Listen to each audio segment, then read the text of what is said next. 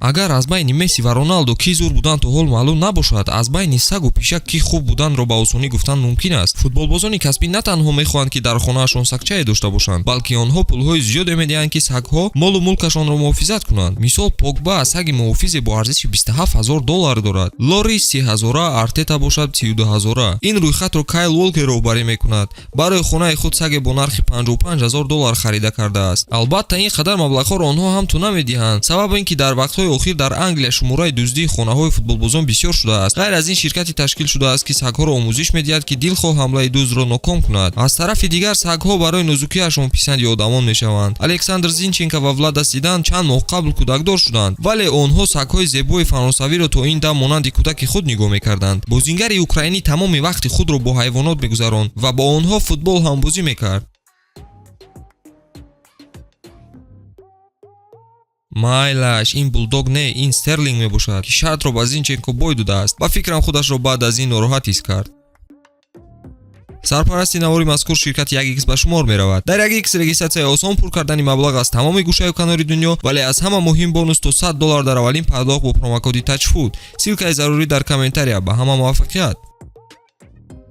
нафари дигаре ки бо сагҳо бозӣ карданро дӯст медорад, ин Месси мебошад. ин саги филмонандро занаш ба ӯ туҳфа кард. ба худаш бошад Антонелла як майдачаашро гирифт. ин авлоди сагҳо байни футболбозон хеле машҳур аст. саги пашмини зебо Френки де Йонг, Гарри Магуайр ва бисёре аз футболбозоне ки зани худро дӯст медоранд харидаанд. баъзе футболбозон ҳатто оилаи сагҳоро дорад. ин нағма бештар дар миёни футболбозони Реал паҳн шуда буд. Марсело якчанд намуди сагҳоро барои ҳар як узви оилааш дорад. ҳамин ҳолат бо Криштиану ҳам ҳаст. агар Криш вақтҳои пеш танҳо саг дошт, баъди оиладор шуданаш пишак ҳам гирифт. бори он пишак қариб буд мурад, вале дарҳол бо вертолёт ба беморхонаи байторӣ бурданду наҷоташ доданд. чанде пеш бошад оилаи Роналду саги намуди хитоӣ гирифт. аз гапи мардум ҳеҷ куҷо гурехта намешавад. ҳама мегуфтанд ки наход чунин оилаи зебо чунин саги безеб гирад. Роналдо худаш бо ҳайвонҳо муносибати хуб кардан наметавонад. баъди ба Англия омадан аввал дар хонаи зебое истиқомат мекарданд, вале зуд аз он ҷо кӯчиданд. сабабаш галаи гӯсфандоне будаанд ки дар наздикии онҳо ҷойгир шуда буданд. хулоса кадом футболбозе ки худро эҳтиёт мекунад саг доштааст. баъзеҳо ҳатто дутоӣ доранд, яке барои зебоӣ ва дигаре барои эҳтиёт. ана Депай бошад сагҳои худро барои тарсондани ҳамсояҳояш мегирифтааст. ӯ на танҳо саг, балки як шербачае ҳам доштааст. навори худро бо сагчае Артём Зуба низ пост карда буд. шумо ҳам сагро аз пишак бештар дӯст медоред? агар ҳамин хел бошад лайк гузошта дар комментария ҳайвони дӯстдоштаатонро нависед. нигаҳдории пишакҳоро аз ҳама хуб салоҳ мекунад. ӯ на танҳо дар хонааш ин намуди ҳайвонро дорад, балки дар Миср 40,000 пишакро наҷот додааст. дӯстдори дигари пишакҳо Дани Алвес ба шумор меравад, ба монанди Витсел, Малкон.